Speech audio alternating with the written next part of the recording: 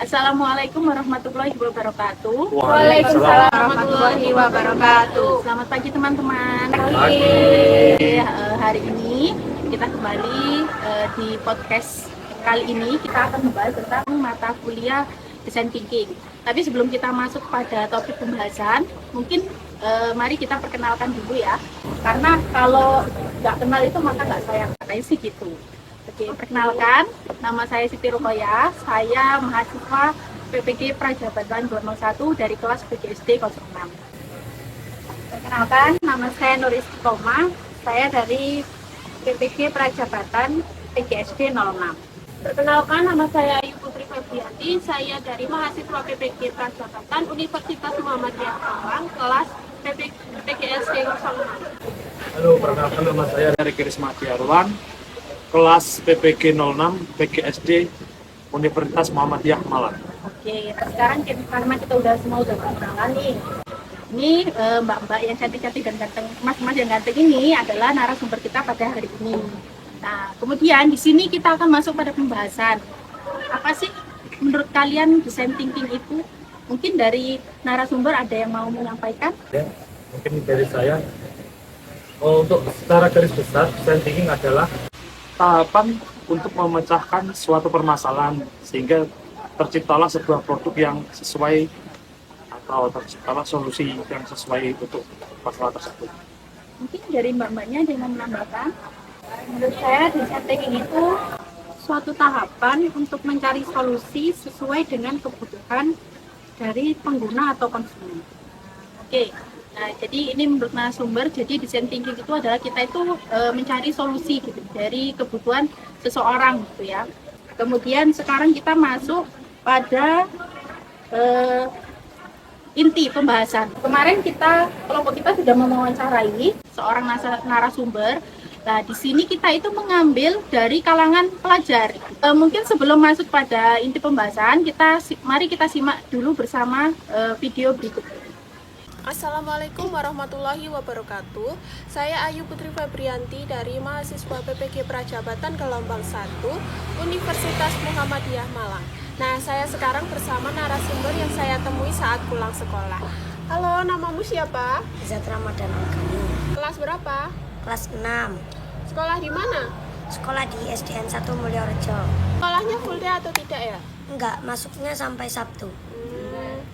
Masuk sekolahnya jam berapa? Jam 6:45. Kalau kelas 6 itu biasanya pulang agak siang ya? Daripada kelas lain. Iya, pulangnya jam 1. Oh gitu. Nah, kalau pulang siang gitu biasanya pagi sarapan atau enggak? Ya sebenarnya sih harus sarapan, tapi berhubung masuknya pagi jadi jarang sarapan. Emang kamu nggak pernah sarapan? Jarang sarapan pagi. Jarang sarapan pagi. Menurut kamu sarapan itu penting nggak? Ya penting, apalagi kalau di sekolahan ada jam olahraga nanti gak kuat. Kalau kamu sebenarnya suka sarapan yang seperti apa? Saya suka sarapan yang gak terlalu berat, pokoknya perut itu terisi. Yang penting perutnya terisi dulu gitu ya? Ya. Nah, berarti kamu itu tipe orang yang suka sarapan yang praktis ya? Iya. Contoh sarapan praktis yang kamu suka itu apa? Roti dan susu. Oke, sekarang kita masuk pada tahapan design thinking nih. Kemarin tahapan design thinking itu kan ada 5 ya. Mungkin ada yang tahu nih Mbak apa aja nih tahapan design thinking? Dari saya dulu ya. Untuk yang pertama itu ada fase advertise, kemudian yang kedua itu ada fase define. Mungkin yang selanjutnya bisa dijelaskan oleh teman-teman. Untuk fase ketiga yaitu fase idea, yang keempat adalah prototype, kemudian yang kelima adalah tes atau uji cobanya. Oke, nah sekarang nih kita masuk pada tahapan desain thinking yang pertama yaitu enterprise. Mungkin dari teman-teman sekarang bisa menyampaikan enterprise yang sudah didapat dari hasil wawancara dengan narasumber kemarin. Baik, saya akan menjelaskan fase advertise. Dari wawancara kemarin itu saya mewawancarai siswa SD kelas 6 kebetulan. Ternyata di sekolahnya itu belum full day, alias dia masuknya sampai hari Sabtu. Dan kebetulan dia itu kelas 6, pulangnya jadi agak siang ya. Soalnya mungkin ada les gitu seperti itu. Saya bertanya karena pulangnya siang itu paginya sarapan atau tidak, ternyata nggak sarapan. Nah, dari situ saya juga bertanya, sarapan itu penting nggak sih buat anaknya? Ternyata jawaban dia itu penting, apalagi pada saat jam pagi itu ada jam olahraga. Jadi kalau nggak sarapan dia bisa lemes atau nggak kuat menjalani aktivitas itu. Ternyata dia itu menjawab dia lebih suka sarapan yang tidak terlalu berat. Contohnya sarapan roti dan susu. Iya. Oke, itu adalah penjabaran langkah dari desain thinking yang pertama yaitu enterprise. Kemudian sekarang kita masuk pada langkah yang kedua nih. Mungkin dari Kak Isma mau menambahkan. Langkah yang kedua yaitu define. Sesuai dengan hasil wawancara tersebut, maka dapat kita simpulkan tujuan kita yaitu mengembangkan bisnis sarapan praktis bergizi yang dapat diminati oleh seluruh kalangan. Oke, nah itu tadi penjabaran untuk langkah yang kedua. Nah oke, sekarang kita masukin langkah design thinking yang ketiga. Itu kan ada ide. Nah mungkin dari kakak-kakak ini pernah nih mewawancarai dari berbagai kalangan masyarakat ya, tentang apa sih kebutuhan yang mereka butuhkan untuk memenuhi sarapan di pagi hari. Karena kan kebanyakan orang Indonesia itu suka makan nasi ya, tapi kan kembali ke individunya nih.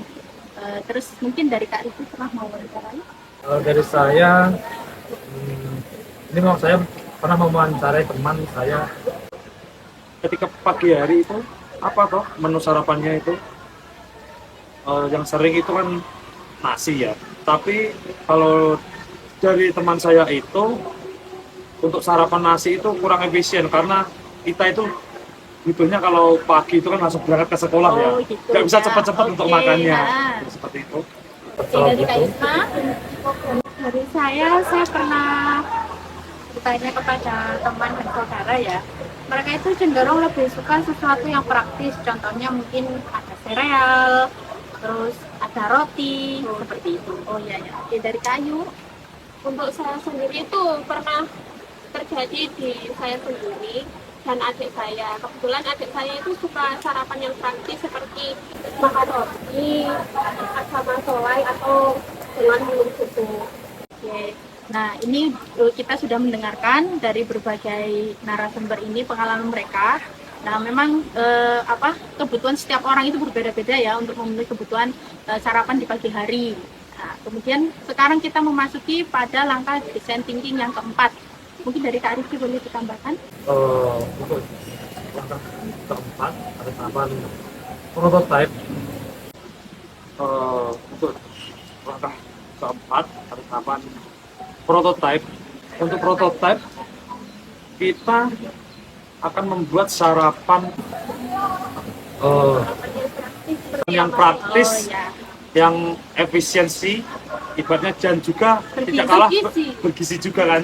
Nah, mungkin dari kesimpulan ide tadi kita akan mengambil sandwich sayur ya. Sandwich buah. Iya, Sandwich oke. buah. Oke, Sandwich jadi buah.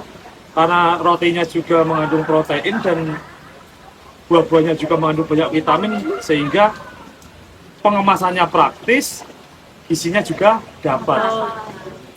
Kita mengambil buah karena mungkin buah itu lebih banyak digemari ya daripada sayur. mungkin banyak dari anak-anak atau kalangan remaja itu yang tidak suka sayur. Jadi Betul, Kak. maka dari itu kita memilih yang lebih banyak diminati. Tadi kan sudah mengambil keputusan ide yang diambil itu sandwich buah ya. Kan beberapa tidak tahu sandwich buah itu bentuknya seperti apa. Nah, sandwich buah itu terbuat dari roti, kemudian dilapisi dengan whipped cream, kemudian diisi dengan buah seperti buah stroberi, buah kiwi, buah jeruk atau buah apa bisa dimodifikasi apa? Bisa Berbagai macam buah. Nah, mungkin itu ya penjabaran dari teman-teman. Jadi mungkin kita memunculkan sebuah ide untuk menciptakan sarapan yang praktis, hemat, bergizi juga gitu ya. Jadi apalagi kalau sandwich buah itu misalkan didiamkan, setahu saya kalau didiamkan di dalam kulkas itu makin enak ya. Karena kalau dibuat sarapan di dingin, dalam keadaan dingin gitu makin lebih enak. Sekarang kita memasuki pada tahapan dengan yang kelima nih, yaitu tes. Mungkin dari teman-teman nih ada yang mau jabarin tesnya di sini tuh gimana?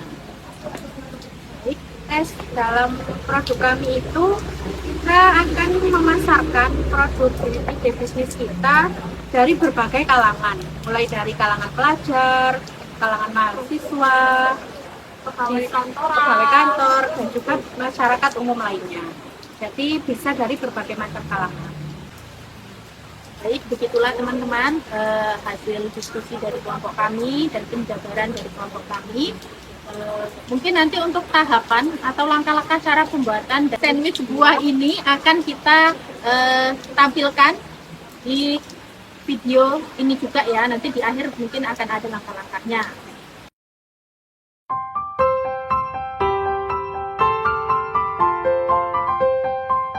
Jadi di sini kesimpulannya design thinking itu memang mengajak kita untuk bagaimana menciptakan solusi dari sebuah kebutuhan orang. Jadi di sini desain dua ini tadi adalah solusi yang kami buat, yang kami inginkan untuk kami jadikan solusi dari kebutuhan sarapan dari berbagai kalangan masyarakat. Baik, itulah podcast singkat dari kelompok kami. Kurang lebihnya kami mohon maaf. Kami akhiri. Wassalamualaikum warahmatullahi wabarakatuh. Waalaikumsalam warahmatullahi wabarakatuh. Ya,